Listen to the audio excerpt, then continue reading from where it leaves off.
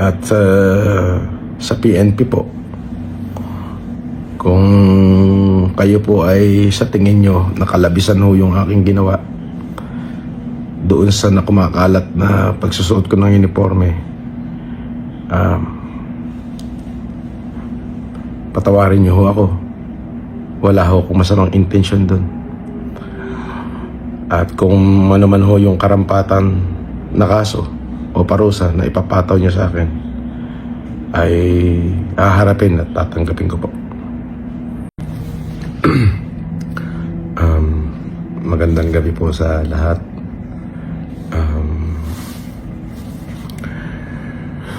Kalalaya ko lang po pansamantala.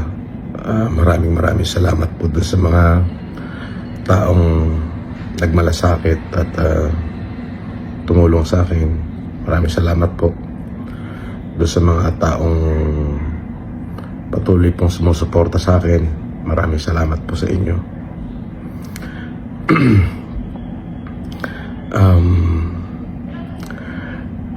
Medyo masakit lamang po yung pangyayari. Siyempre, sa parte ng aking mga anak ay talaga pong masakit nga naman po na sa ganong kababaw po lang na kaso, ako po ay para pong nahatulan na isang kriminal. Ako po ay may pagkakamali, maaari, at tama naman po yung ginawa nila na ako ay hulihin, sapagkat yun naman po ay bahagi ng kanilang trabaho. Ngunit po yung ako naman po ay ipinahiya nila na para bagang tinalupan na ho nila ako ng buhay. Opo, ay sobrang sakit po.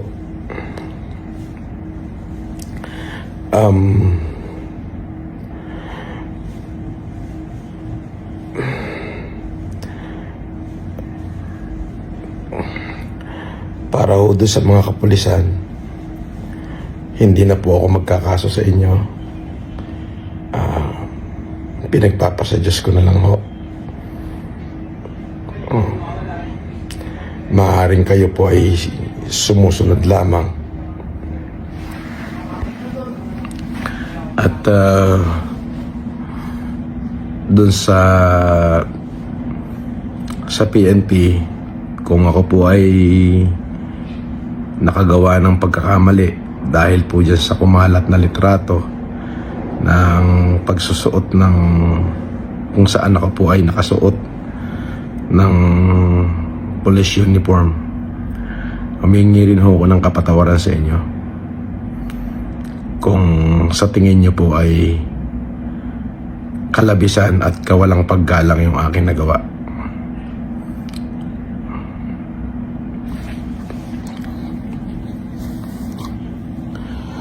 At doon po sa mga patuloy na nagmahal sa akin, maraming salamat po.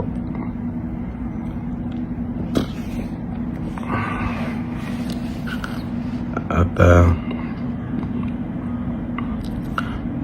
humihingi ho ako ng tawad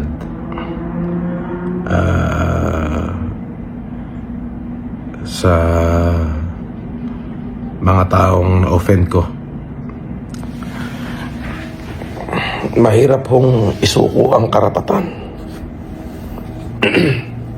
Yung karapatang mabuhay, yung karapatang tratuhin tama, hindi ko siya kayang isuko eh. Salamat din ho dun sa nagsimpatya sa akin. Maraming salamat po.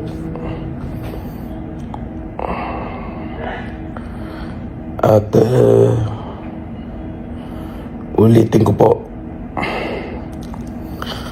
doon po sa mga miyembro ng kapulisan na naging kabahagi ho nung pagpapahiya ho sa akin, hindi na po ako magsasampa ng demanda sa inyo. Pinatawad ko na ho kayo.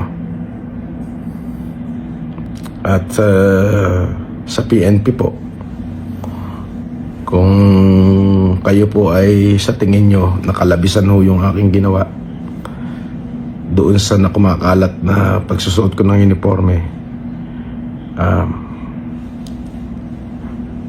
patawarin nyo ho ako. Wala ho akong masamang intention doon. At kung ano man ho yung karampatan na kaso o parusa na ipapataw nyo sa akin, ay haharapin at tatanggapin ko po. Para sa mga supporter ko, maraming salamat po sa inyo sa pagmamahal ho na pinakita nyo sa akin. Ako muna ho ay magpapahinga muna at talaga hong sobrang napagod po yung aking katawan. At hindi ko ho maipaliwanag yung nararamdaman kong kapaguran. Salamat po sa pagmamahal at pagsuporta. Yung patuloy kayong nandyan para sa akin. Yun po ay napakalaking bagay. Yun lamang po. At maraming salamat po. Magandang gabi po sa inyo.